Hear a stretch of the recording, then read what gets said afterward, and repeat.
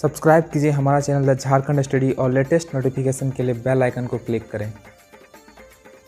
Hello friend, मेरा नाम है संजय कुमार और द झारखंड स्टडी में आपका स्वागत है। अगर आपने हमारे चैनल को सब्सक्राइब नहीं किया है तो प्लीज़ लाइक, शेयर और सब्सक्राइब करें और जितना हो सके इस वीडियो को शेयर करें। आप हमें फेसबुक पर भी फॉलो कर सकते हैं। फेसबुक में द झारखंड स्टडी के नाम से पेज बना हुआ है, वहाँ से जाकर आप हमें फॉलो कर सकते हैं। आप हमें इंस्टाग्राम पर भी फॉलो कर सकते हैं द झारखंड स्टडी के नाम से। आप हमारे टेलीग्राम ग्रुप से भी जुड़ सकते हैं। टेलीग्राम ग्रुप का लिंक जो है आपको डिस्क्रिप्शन में दिया हुआ है, वहाँ से आप जाकर हमारे टेलीग्राम ग्रुप से जुड़ सकते हैं। ठीक है, तो आज हम लोग जो है जनजातियों के बारे में पढ़ेंगे। हम लोग ने जो है जनजाति में संथाल, उरांव, मुंडा जनजाति के बारे में हम लोगों ने पढ़ा था। आज हम लोग जो है हो जनजाति के बारे में पढ़ेंगे। तो चलिए शुरू करते हैं हो जनजाति के बारे में। ठीक है, तो हो जनजाति यह झारखंड की चौथी सर्वाधिक जनसंख्या वाली जनजाति है। जनसंख्या की दृष्टि से अगर हम बात करें तो झारखंड की सबसे बड़ी जनजाति जो है वो संथाल है, दूसरे नंबर पर उरांव है, तीसरा नंबर पर मुंडा है और चौथा नंबर पर हो जनजाति है। ठीक है, अगर हम बात करें कि सबसे शिक्षित जनजाति जो सबसे ज़्यादा शिक्षित है वो कौन सी जनजाति है, तो सबसे ज़्यादा शिक्षित जनजाति जो है वो कौन सी है? उरांव जनजाति जो है सबसे ज़्यादा शिक्षित है। ठीक है, हो जनजाति का संबंध का बात करें तो यह जो है प्रोटो ऑस्ट्रेलियाड समूह से संबंधित है। हो जनजाति किससे संबंधित है? तो प्रोटो ऑस्ट्रेलियाड से संबंधित है। अगर हम इनके भाषा की बात करें तो इनकी भाषा जो है संथाली और मुंडारी के समान ही है। हो जनजाति की भाषा जो है ये किससे संबंधित है? तो संथाल और मुंडारी के समान में ही है। ठीक है, अगर हम बात करें हो जनजाति की, यह सबसे ज़्यादा कहाँ पाया जाता है? तो हो जनजाति जो है सबसे ज़्यादा कोल्हान प्रमंडल में पाया जाता है। यह जनजाति मुख्य रूप से पूर्वी एवं पश्चिमी सिंहभूम, सरायकेला, खरसवां जिलों में निवास करती है। मैप में हम लोग देखते हैं झारखंड के, तो झारखंड के मैप में हम लोग देख सकते हैं पश्चिमी सिंहभूम, पूर्वी सिंहभूम और सरायकेला खरसवां में जो है हो जनजाति का सर्वाधिक संकेंद्रण है। ठीक है, आगे बढ़ते हैं। अब हम लोग जो है हो जनजाति के सामाजिक जीवन के बारे में देखते हैं कि हो जनजाति का सामाजिक जीवन कैसा है। तो इनमें मुख्यतः पितृस्तात्मक परिवार पाया जाता है। इनमें जो है क्या पाया जाता है? तो इनमें जो है सत्ता जो होता है वो किसके हाथों में होता है? पिता के हाथों में होता है। हो समाज पूर्व में मातृस्तात्मक था जो अब पितृस्तात्मक हो गया है। ठीक है, पहले जो है यह कैसा था? तो मातृस्तात्मक था, लेकिन अब यह जो है पितृस्तात्मक हो गया है। अब हम लोग मुंडा जनजाति के पंचायत देखते हैं, पंचायत के बारे में देखते हैं।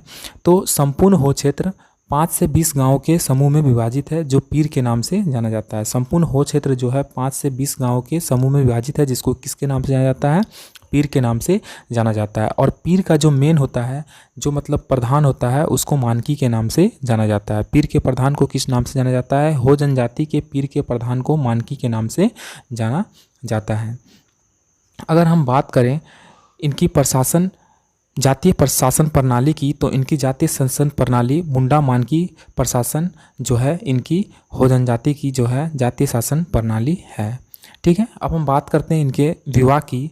तो इनमें जो है विवाह जो है इनमें 5 प्रकार का विवाह होता है और इनमें जो है प्रमुख विवाह जो होता है वो आदि विवाह होता है। ठीक है, तो पांचों विवाह कुछ इस प्रकार हैं।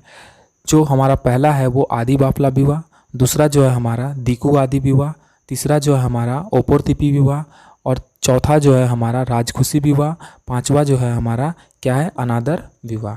ठीक है, ये 5 तरह के विवाह हैं।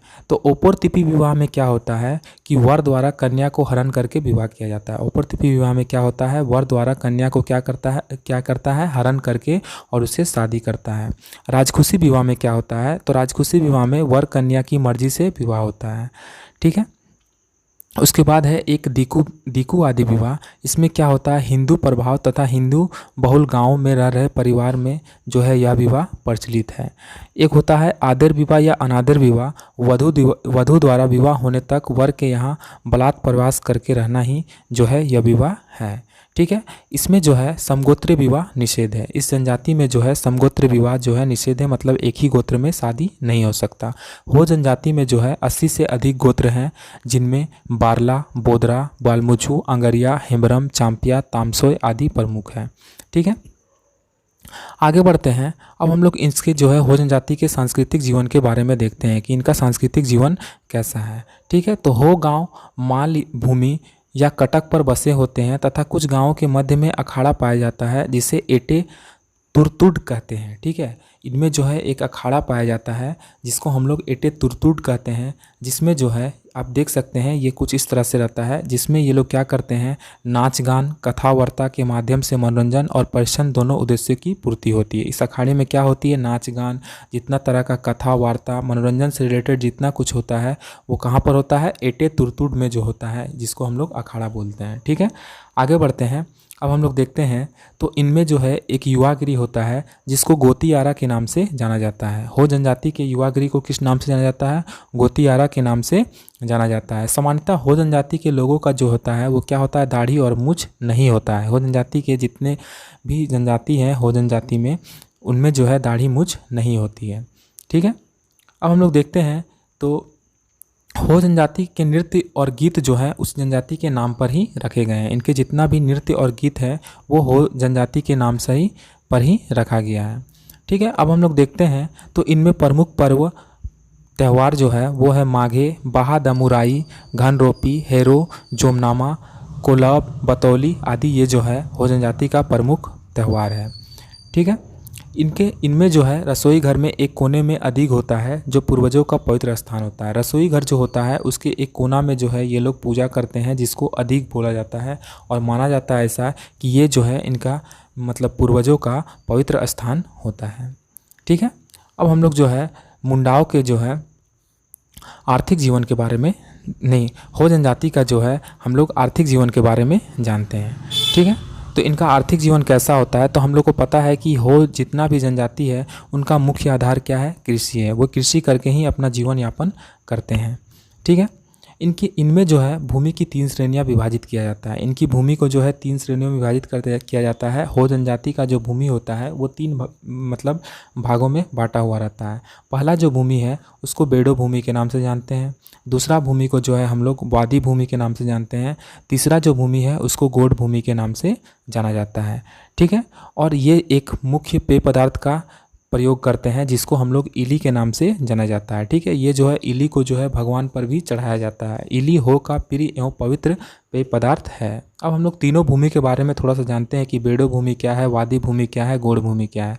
तो बेडो भूमि में जो है निम्न और उपजाऊ भूमि है। इसमें जो है यह मतलब मध्यम किस्म का भूमि है, उपजाऊ भूमि है। ठीक है, और वादी भूमि की बात करें तो वादी भूमि में जो है धान की खेती होती है।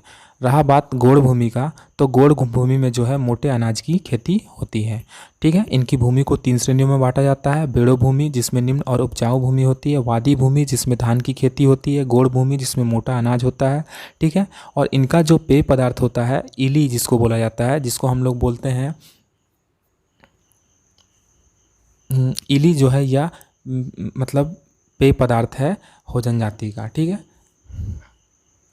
जिसको हम लोग हड़िया भी बोलते हैं। ठीक है, अब हम लोग जो है हो जनजाति के धार्मिक जीवन के बारे में जानते हैं कि इनका धार्मिक जीवन कैसा होता है। तो इनमें जो है सूर्य को जो है ये जो सूर्य है इसको ये लोग सिंगबोंगा के नाम से जानते हैं, जो सूर्य देवता के समान है। इस जनजाति का सर्वोच्च देवता जो होता है वो सिंगबोंगा होता है। यह किसके समान है, तो सूर्य देवता के समान है। अन्य प्रमुख देवी देवता जो है इनके कुछ इस प्रकार हैं। इनका जो है देसावली या पाहुई बोंगा जिसको ये लोग ग्राम देवता बोलते हैं। देसावली को जो है ये लोग ग्राम देवता या पाहुई बोंगा को जो है ये लोग ग्राम देवता के नाम से जाना जाता है। ओटी बोड़ोम जिसको ये लोग पृथ्वी देवता बोलते हैं। ओटी बोड़ोम को जो है ये लोग पृथ्वी देवता बोलते हैं। नागे बोंगा नाग देवता को जो है ये लोग नागे बोंगा के नाम से जानते हैं। फिर हम लोग का हो गया मारांग बुरु को जो है ये लोग पहाड़ देवता के नाम से जानते हैं। ठीक है, इनके आर्थिक जीवन में जो है हम लोग जानते हैं कि ये इनका जो भी मतलब त्यौहार होता है वो किस पर होता है, प्रकृति पर आधारित होता है। ठीक है, यह जनजाति प्रकृति की पूजा करती है।